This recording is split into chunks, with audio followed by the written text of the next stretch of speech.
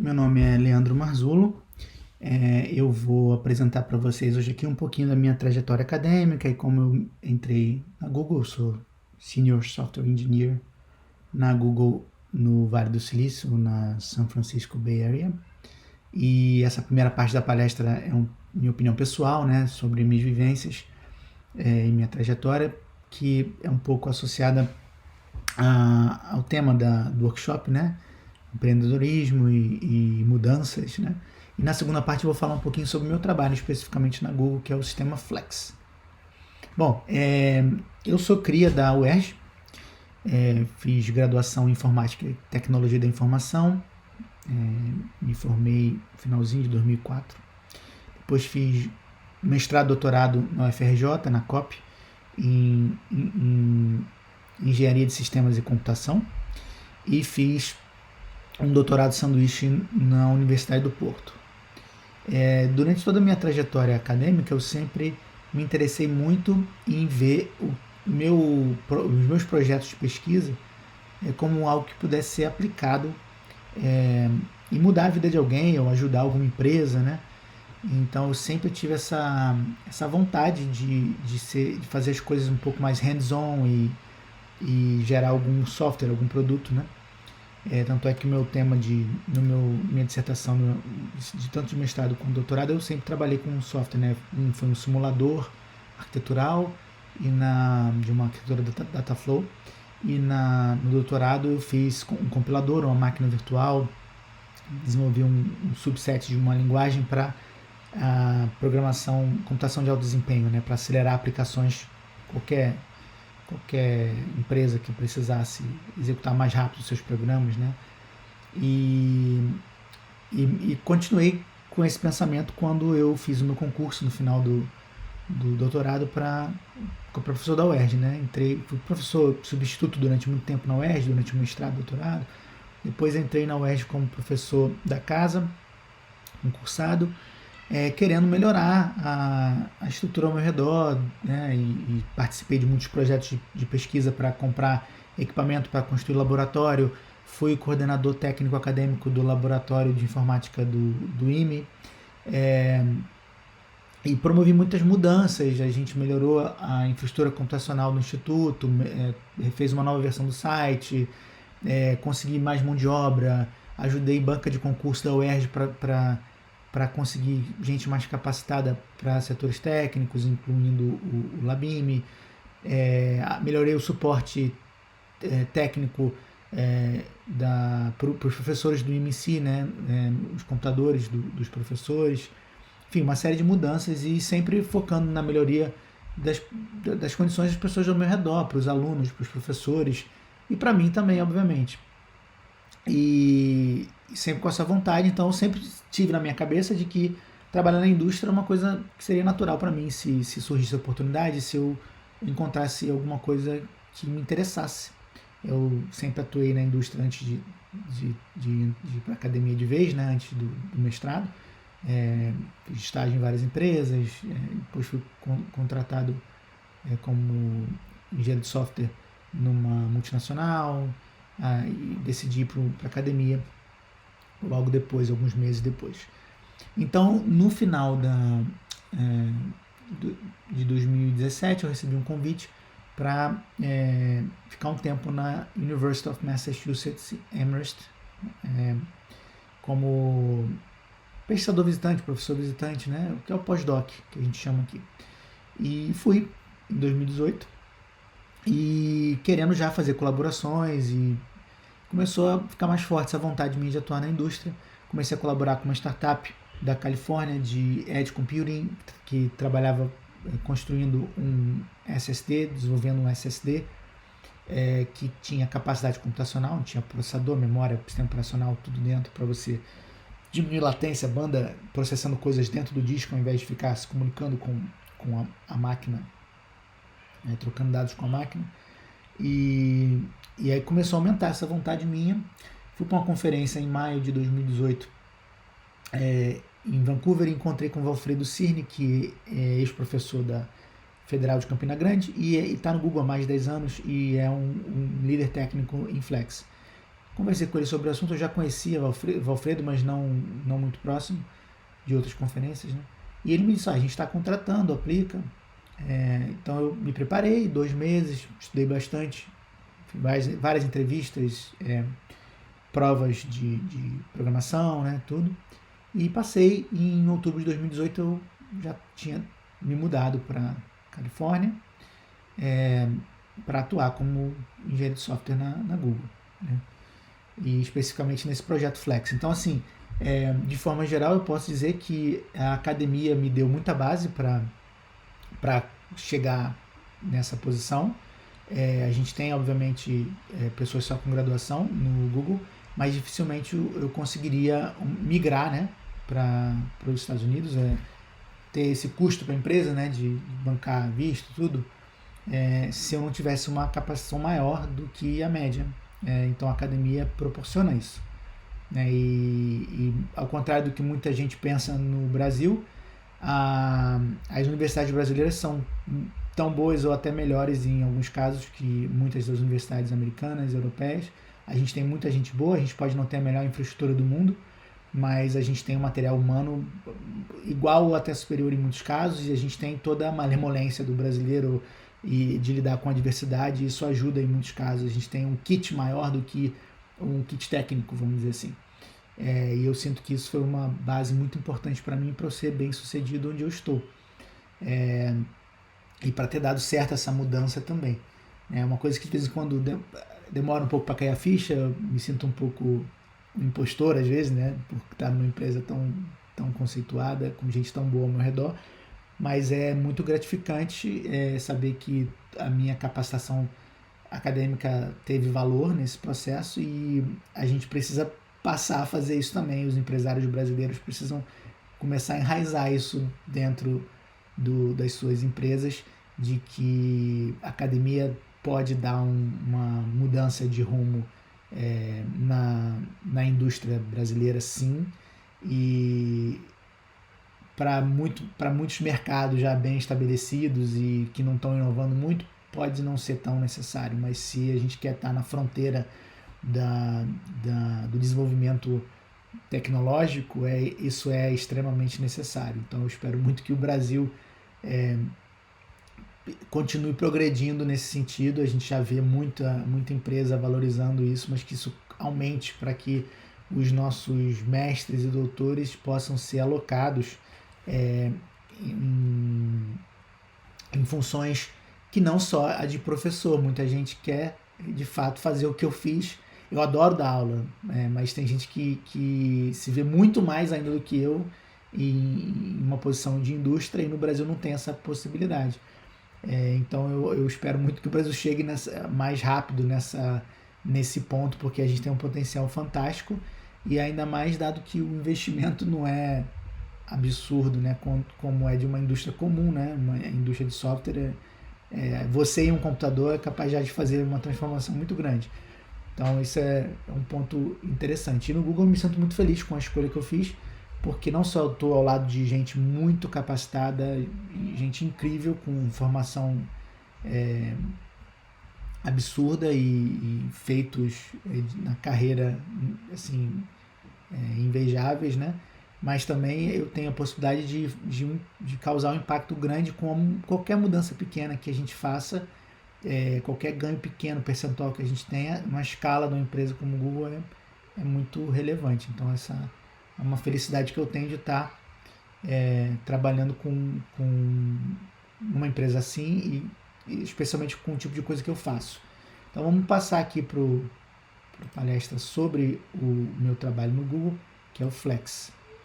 Esses slides eles foram já apresentados em outras palestras, são slides do John Wilkes, que é um funcionário bem antigo lá do nosso, que tem experiência com Flex.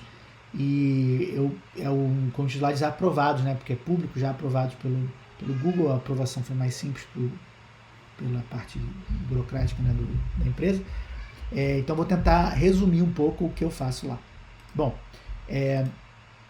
o contexto aqui são os data centers do Google, e como a gente vai utilizar os recursos computacionais desses data centers. É um problema muito importante, E no Google a gente tem o que a gente chama de Borg, que é um sistema de virtualização de recursos computacionais, aceleradores, né, de CPU, TPU, etc. CPU, memória, disco, né? Você tem um sistema de virtualização que roda em cima disso, que é o Borg, para você ter acesso aos recursos do data center. E Shared Borg é porque esses recursos eles podem ser colocados em um espaço físico e que a máquina não pertence a você. Você pode ter comprado a máquina, você coloca ela num espaço compartilhado e você vai ter acesso a um recurso que os recursos computacionais equivalentes à máquina que você comprou, mas não necessariamente na mesma máquina. Essa é a ideia de Shared Board. Então as células são todas compartilhadas. Você tem jobs de diversos tipos, produção, são jobs contínuos, jobs batch, jobs grandes e pequenos. Então isso é um ambiente interessante para você poder, com esse mix de jobs, você explorar eficiência. Você tem muitos usuários de diferentes tamanhos, você tem serviços de alto nível, né? Serviços fundacionais, foundational, que a gente chama, né? de base, que é Borg e Colossus, que são storage e computação. E você tem serviços de alto nível, Bigtable, Spanner, são bases de dados que vão rodar usando esses recursos de base, storage e recursos computacionais. E os usuários eles vão precisar de alguma garantia para obter esses recursos, né? E essa garantia ela só vai importar em algumas situações. Quando você não tem contenção de recursos, ninguém precisa de garantia porque está todo mundo obtendo tudo o que precisa. Quando você tem uma contenção, quando você tem um pico ou uma falta de recursos ou um problema que você não consegue crescer o seu data center, por exemplo, então aí essa garantia que você deu aos usuários passa a ser mais importante, então o nível de serviço. E você precisa de algum nível de isolamento entre esses usuários. A gente tem formas diferentes de trabalhar com isso. Uma forma muito comum é cota, que é você dar aos usuários uma fração desses recursos, ou uma quantidade de recursos reservada para eles, só eles podem utilizar, e mais ninguém. Um job ele vai ocupar a sua cota já pré-reservada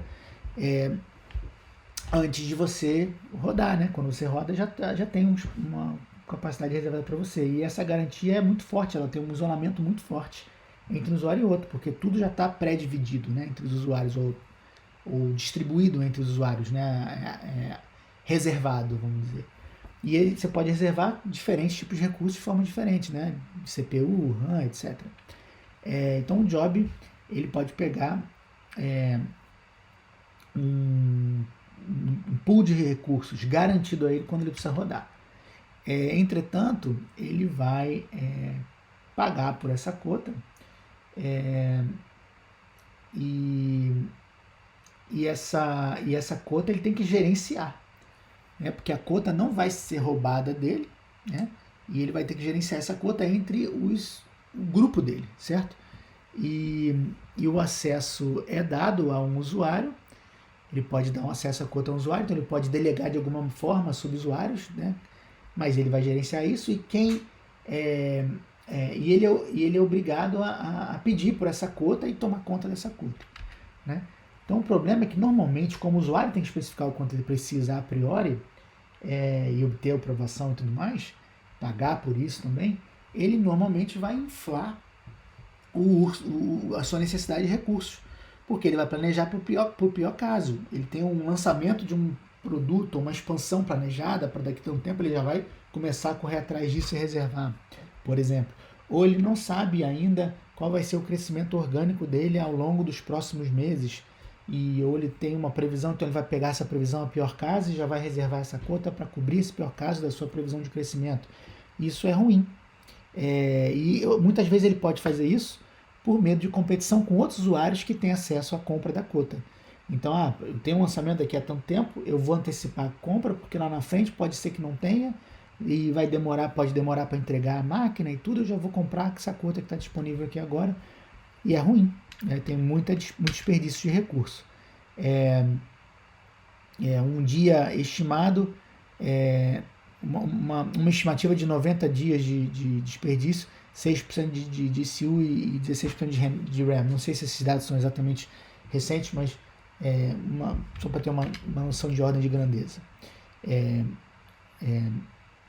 Então, essa reserva de recursos ela funciona, mas ela produz muita ineficiência de forma geral. Então, o Flex ele vem para resolver isso com uma distribuição de cota automática e dinâmica. Automaticamente vai alocar a cota para um job e a cota ela vai ficar numa pool. Você tem um agregado de capacidade, né? Aquela pool de recursos, agregado de recursos, e os usuários vão pegar recursos conforme eles precisam dinamicamente. Mas você precisa dar algumas garantias a eles. E essas garantias que é a mágica do Flex, né? Então você tem a ideia do ceiling, que é o máximo de recursos que um usuário pode pegar, que deveria ser alguma coisa equivalente à cota que ele pediria e gerenciaria por conta própria, só que ele não vai de fato travar essa cota só para ele, esse ceiling só para ele. O que ele vai pegar para os jobs dele é o commitment. Quando os jobs dele rodam, cada job individual roda, ele vai pedir para o sistema recursos dinamicamente, e esses recursos vão ser dados de acordo com a disponibilidade de ceiling do usuário ou capacidade da pool como um todo, né? Vai ter um esgotamento de recurso total da pool também. Então esses são os commitments, que é a promessa corrente, e o ceiling é o máximo de promessa que você pode dar para o usuário. Você também pode ter um ceiling é a mesma coisa que teto, né? Você pode ter um piso, que é o static commitments, que é o mínimo de garantia de promessa que o usuário precisa.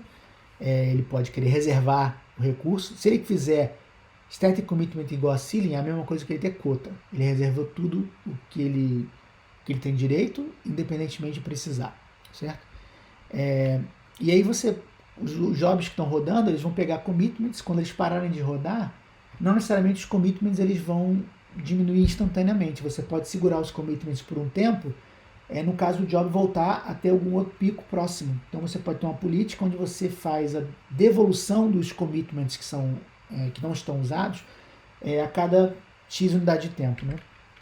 Isso varia de acordo com a pool. Então a ideia é que o usuário ele vai submeter um job, vai passar pela admission control do Borg. O Borg vai verificar se pode ou não admitir aquele job, consultando Flex, olhando o ceiling do usuário, se o usuário tem espaço para crescer dentro do seu ceiling, e também olhando a capacidade da pool. Depois disso, o job é escolhido para execução, aceito para execução, e aí Borg quem vai controlar a execução do job e como ele compete com os demais, de acordo com algumas garantias que Borg dá para o usuário. Então, o Flex faz uma coisa chamada Statistical Overcommit.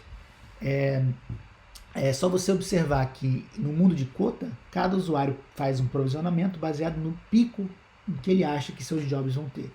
Então, o que você acaba comprando de capacity, né, de capacidade de forma agregada, é a soma dos picos. É o pior caso de cada usuário somado. Isso é muito ruim. O que Flex faz é assumir que esses picos não vão acontecer no mesmo instante de tempo, e você olha para os usuários de forma agregada, numa pool. Então, alguns picos podem acontecer ao mesmo tempo, mas se você olhar estatisticamente, olhando para o passado, você tem uma certa previsão de que vai acontecer. Então, você provisiona a sua pool baseado no pico da soma das cargas. Então, a cada instante de tempo, você tem uma soma do que está sendo utilizado. E essa soma raramente vai ter muitos picos acontecendo para cada usuário ao mesmo tempo. Então, essa soma que você tem, se você pegar o pico do agregado, vai ser menor do que a soma dos picos, né? Então a soma dos picos normalmente é muito maior do que o pico da soma, tá? Então isso é uma coisa que a gente pode fazer para reduzir esse problema de usuários acabam inflando seus recursos, até mesmo quando eles especificam job a job. A gente pode combinar uma coisa que a gente chama de overcommit com safety stock. Eu vou distribuir mais ceilings do que eu tenho de capacity agregados. Então, considerando que os usuários não vão consumir os seus ceilings todos ao mesmo tempo, né? Então, a capacidade da pool não é grande, não deveria ser grande o suficiente para ser igual à soma dos tetos, né? Você vai assumir que os tetos não vão ser utilizados ao mesmo tempo sempre. Então, o que poderia acontecer? Usuários que estão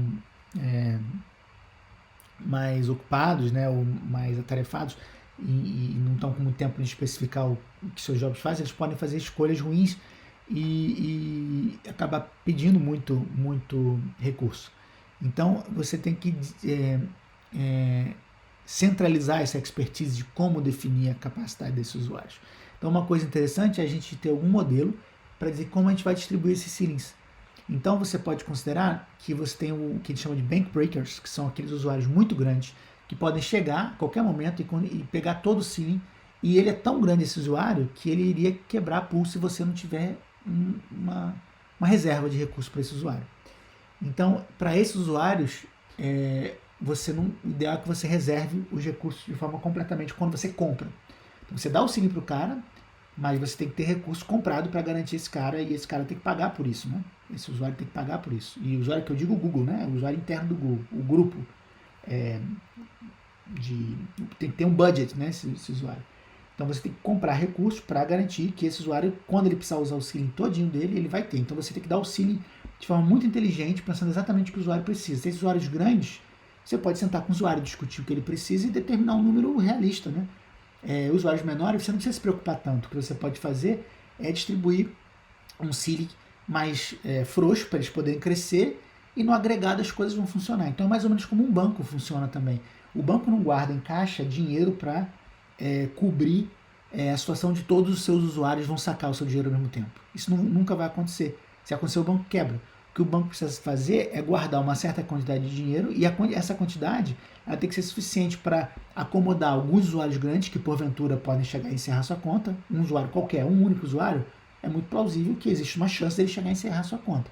Se ele encerrar, eu tenho que ter dinheiro para ele, mais algum dinheiro além disso. Então esse é um exemplo de como fazer isso. Então uma ideia é: você pode dar static commitments para dar mais garantia a alguns usuários. Você pode ter diferentes políticas de provisionamento baseadas em diferentes riscos. E aí você tem que medir então quanto você precisa de extra na sua pool. Olhando para a sua carga, você vai ter uma variação natural, mensal, diária, diferentes níveis, né, de variação, diária, semanal, mensal, anual, e você precisa guardar, você vai ter vales de uso de recursos, né, e picos. Durante os vales você vai ter desperdício de recurso, não tem como evitar isso, é o que a gente chama de cycle stock. E você tem os picos. Acima dos picos você pode ter o que a gente chama de variance stock, que esses picos eles podem crescer ligeiramente de acordo com o crescimento orgânico da sua pool, aumento de usuários, etc. E você também pode ter um safety stock, que você nunca deveria estar alocando para ninguém. É uma reserva técnica que, se alguém tiver um pico fora do normal, você tem. E esse pico é, de alguma maneira, para atender esses bank breakers, por exemplo. Então, uma maneira de fazer isso é controlar os grandes. Então você vai pensar no pior caso para esses caras grandes, os bank breakers, e vai reservar o ceiling dele todinho. Você tem que ter capacity na sua pool suficiente para cobrir o ceiling desse todinho. Mas, além disso, 70%, por exemplo, 70% do ceiling que não está sendo utilizado pelos usuários médios, para você permitir que eles cresçam, e mais 20% para usuários pequenos. Então você pode pensar no crescimento da sua pool dessa maneira. Outra coisa interessante é que você poderia fazer intervenção manual de ceiling para número. Se você fizer isso para um número muito grande de usuários, vai ser difícil. O ideal é que você controle esses ceilings de forma meio que agrupada para usuários menores, e que você só intervenha manualmente nos ceilings dos caras muito grandes, para você não ter um custo de gestão muito alto na sua pool. Você pode ter uma approach que é baseada em SLO, ou seja, quando você roda os seus jobs numa determinada pool, você tem um contrato onde você diz: olha, X% do tempo o seu job pode não estar rodando. Então isso significa que você poderia dar ceilings para os usuários de acordo com esse nível de risco. Se um usuário não puder rodar seu job, contanto que isso não fira o SLO, ou seja, contanto que ele consiga rodar daqui a pouco, e que o tempo que ele ficou sem poder rodar foi menor do que a promessa que foi dada no SLO, tudo bem. Então você pode ter menos capacidade na sua pool, né, de forma que você tolere uma exaustão dos recursos total, impedindo que alguns usuários rodem, mas que o tempo que esses usuários foram impedidos de rodar esteja dentro da garantia que foi dada do SLO. E a outra é você operar assumindo que você está sempre exausto, que é como opera, por exemplo, o sistema de saúde do Reino Unido, né? E você distribui recursos baseados, faz uma prorata, né? Você distribui seus recursos proporcionalmente aos recursos, à demanda. E você pode atuar pontualmente quando alguém reclama demais, devolver ou dar mais recursos na pool.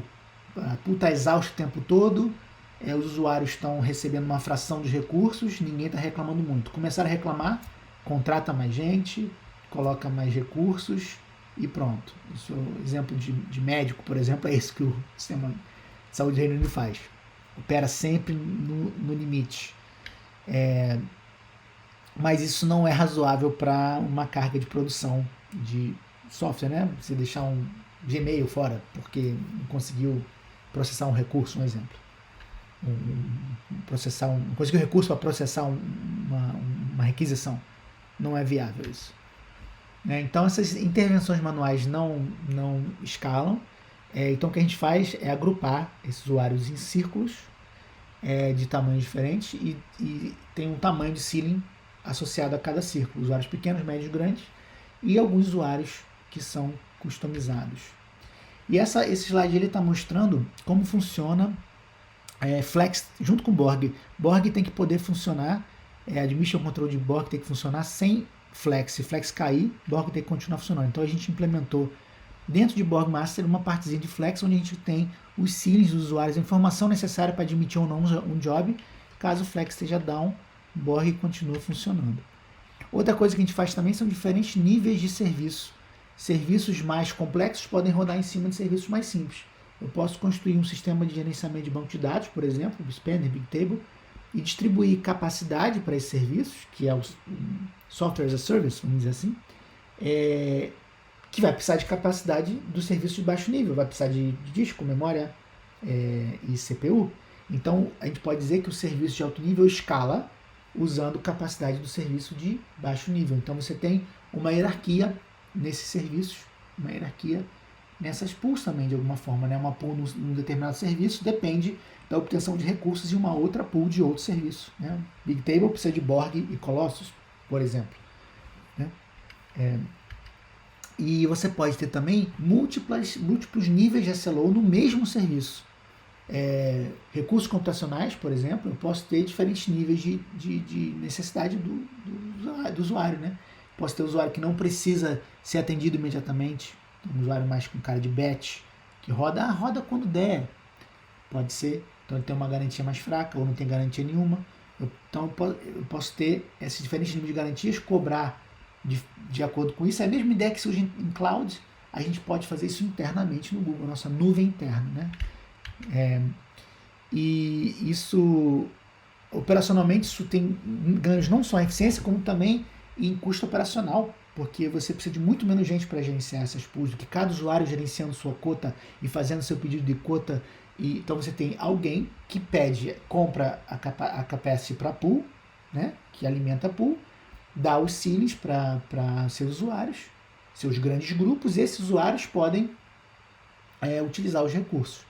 Então você tem vamos dizer, a capacidade da pool cresce, mas o número de pessoas gerenciada necessário para gerenciar a pool não cresce na mesma velocidade. Isso é muito interessante.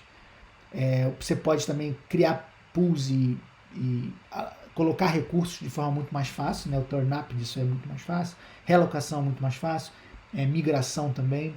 Uma pool pode estar fechada ou aberta para o usuário se registrar sozinho, sem precisar de uma aprovação.